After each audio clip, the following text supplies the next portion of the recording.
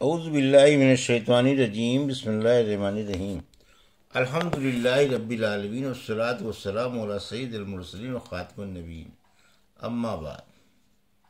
صحیح بخاری باب کتاب الانبیاء، حدیث نمبر 3381، اردو ترجمہ۔ ابن عمر رضی اللہ عنہ سے روایت ہے کہ نبی کریم صلی اللہ علیہ وسلم نے فرمایا، جب تمہیں ان لوگوں کی بستی سے گزرنا پڑے جنہوں نے اپنی جانوں پر ظلم کیا تھا تو روتے ہوئے گزرو، تاکہ کہیں تم پر بھی وہی عذاب نہ آ جائے جو ان پر آیا تھا۔ اللہ تعالیٰ نے سورہ بقرہ کی آیت 37 سے فرمایا، کیا تم اس سمے موجود تھے جب حضرت یعقوب کی موت حاضر ہوئی؟ حدیث نمبر 3382، اردو ترجمہ۔ ابن عمر رضی اللہ عنہ سے روایت ہے کہ نبی کریم صلی اللہ علیہ وسلم نے فرمایا، شریف بن شریف بن شریف بن شریف یوسف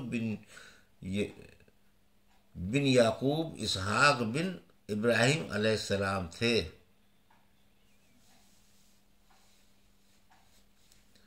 حدیث نمبر 3383، اردو ترجمہ۔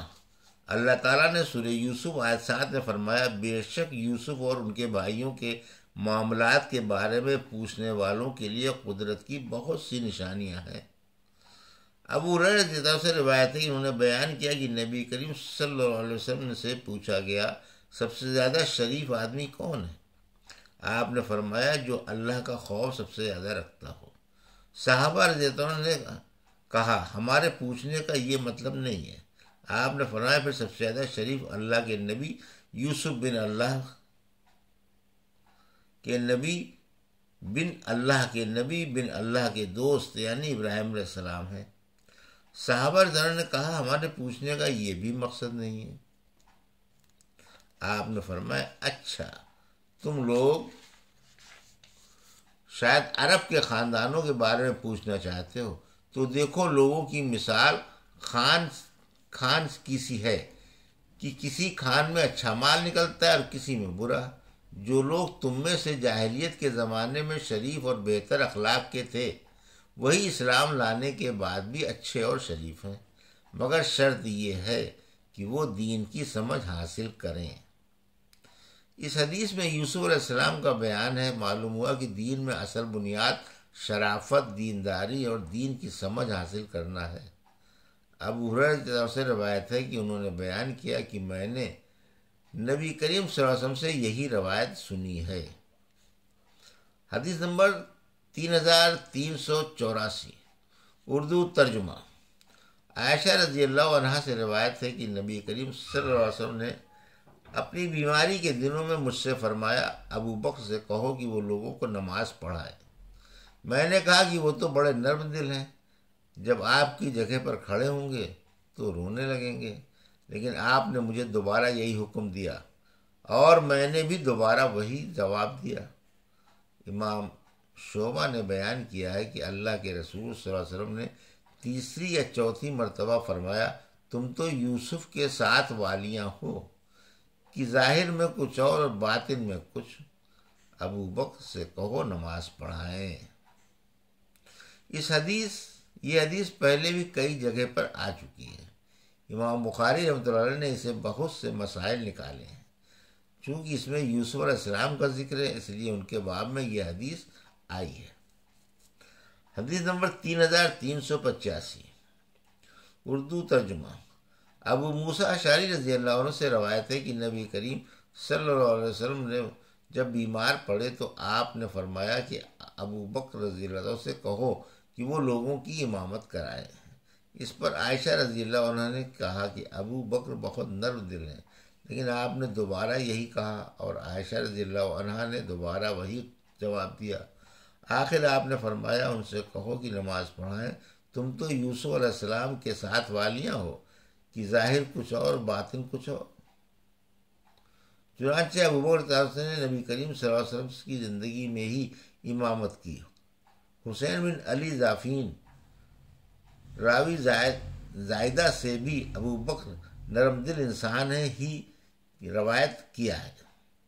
یوسف کی ساتھ والیاں سے یہ وہ عورتیں مراد ہیں جنہوں نے زلیخا یعنی عزیز مصر کی بیوی استعمال کرنا زیادہ ٹھیک ہے، کیونکہ زلیخا نام بلا تحقیق صرف مشہور ہے، نے اپنے گھر بلایا تھا۔ انہوں نے ظاہر میں زلیخا کو اس کی محبت پر لعنت ملامت کی تھی، مگر دل سے وہ بھی یوسف علیہ السلام سے پیار کرتی تھی۔ آپ صلی اللہ علیہ وسلم کے کہنے کا اس مثال سے یہ مقصد تھا کہ ابو بکر رضی اللہ عنہ کے بارے میں یہ رائے ظاہر طور پر ہے، ورنہ تم کو بھی دل سے ان کی امامت پسند ہے۔ حدیث نمبر 3386، اردو ترجمہ۔ ابو ہریرہ رضی اللہ عنہ سے روایت ہے کہ نبی کریم صلی اللہ علیہ وسلم نے دعا فرمائی، اے اللہ ابو ربیعہ کے بیٹے عیاش کو نجات دے، اے اللہ ہشام کے بیٹے سلمہ کو بھی نجات دے، اے اللہ ولید کے بیٹے ولید کو بھی نجات دے، اے اللہ سبھی کمزور مسلمانوں کو نجات دے، اے اللہ مضر قبیلہ کو سخت پکڑ میں لے لے، اور اے اللہ یوسف علیہ السلام کا سا سوکھا کال ان پر نازل فرما۔ حدیث نمبر 3387، اردو ترجمہ۔ ابو ہریرہ رضی اللہ عنہ سے روایت ہے کہ نبی کریم صلی اللہ علیہ وسلم نے فرمایا، اللہ پاک لوط علیہ السلام پر رحم فرمائے کہ وہ زبردست سہارا یعنی اللہ کی پناہ لیتے تھے، اور اگر میں اتنے سمے تک جیل میں رہتا جتنے سمے تک یوسف علیہ السلام رہے تھے، اور میرے پاس بادشاہ کا آدمی بلانے کے لیے آتا تو میں فوراً اس کے ساتھ چلا جاتا۔ معاف کیجیے، یہاں پر غلطی سے یوسف علیہ السلام کی جگہ لوط علیہ السلام پڑھ دیا ہے۔ اس کو یوں سمجھ لیں کہ نبی کریم صلی اللہ علیہ وسلم نے فرمایا، اللہ پاک یوسف علیہ السلام پر رحم فرمائے کہ وہ زبردست سہارا یعنی اللہ کی پناہ لیتے تھے۔ باقی حدیث ویسے ہی ہے، یہ حدیث پہلے آ چکی ہے، یہاں پر بھی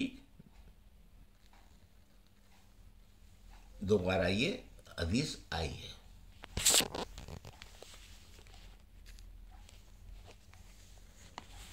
حدیث نمبر 3388، مسروق سے روایت ہے کہ میں نے عائشہ رضی اللہ عنہ کی والدہ ام رومان سے عائشہ رضی اللہ عنہ پر لگائے گئے الزام کے بارے میں پوچھا تو انہوں نے بتایا کہ میں عائشہ کے پاس بیٹھی ہوئی تھی، اتنے میں ایک انصاری عورت ہمارے پاس آئی اور کہنے لگی، اللہ فلانے کو تباہ کر دے، اور وہ اسے تباہ بھی کر چکا۔ ام رومان نے بیان کیا کہ میں نے کہا کہ آپ یہ کیا بک رہی ہیں؟ تو انہوں نے بتایا کہ مستح ہی نے تو اس جھوٹی خبر کو پھیلایا ہے۔ پھر اس انصاری عورت نے پورا واقعہ بیان کیا۔ حضرت عائشہ رضی اللہ عنہا نے اپنی ماں سے پوچھا کہ کون سا واقعہ؟ تو ان کی والدہ نے پوری تفصیل بیان کی۔ یہ سن کر عائشہ رضی اللہ عنہ نے پوچھا، کیا یہ بات میرے والد ابو بکر اور اللہ کے نبی صلی اللہ علیہ وسلم کو بھی معلوم ہے؟ تو انہوں نے کہا، سبھی کو معلوم ہے۔ یہ سنتے ہی وہ بے ہوش ہو کر گر پڑی، اور جب ہوش آیا تو اس وقت جاڑے کے ساتھ بخار چڑھ چکا تھا۔ اس کے بعد نبی کریم صلی اللہ علیہ وسلم تشریف لائے اور پوچھا کہ انہیں کیا ہوا ہے؟ میں نے کہا کہ ایک بات اس سے ایسی کہی گئی ہے جس سے بڑا دکھ ہوا، اور اسی صدمے سے بخار چڑھ آیا ہے۔ پھر وہ اٹھ کر بیٹھ گئیں اور کہنے لگیں، اللہ کی قسم اگر میں قسم کھاؤں پھر بھی آپ لوگ میری بات نہیں مانیں گے، اور اگر کوئی دلیل پیش کروں تو اسے بھی نہیں قبول کریں گے۔ اس لیے اب تو ہماری اور آپ لوگوں کی مثال یعقوب علیہ السلام اور ان کے بیٹوں کی سی ہے کہ انہوں نے اپنے بیٹوں کی جھوٹی کہانی سن کر کہا تھا، جو کچھ تم کہہ رہے ہو اس پر اللہ ہی ہمارا مددگار ہے۔ اس کے بعد نبی کریم صلی اللہ علیہ وسلم چلے آئے اور اللہ کو جو پسند تھا اسے نازل فرمایا۔ جب نبی کریم صلی اللہ علیہ وسلم نے اس کی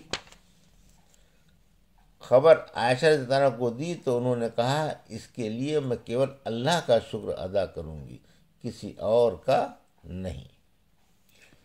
یہ تھی صحیح بخاری باب کتاب الانبیاء کی حدیث نمبر 3381 سے 3388 کا اردو ترجمہ جو ابھی آپ نے سماعت فرمایا۔ اللہ سے دعا ہے کہ اللہ ہمیں ان حدیثوں کی صحیح سمجھ عطا فرما اور ان پر عمل کرنے کی توفیق عطا فرما، آمین یا رب العالمین۔